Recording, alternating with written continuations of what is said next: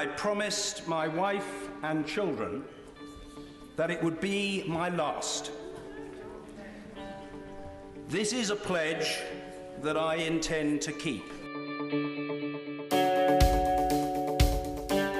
Very pleased to announce that today we are joined by Lobsang Sangay, the Sikyong, or Prime Minister of the Tibetan government in exile. It's a pleasure and a privilege, sir, to welcome you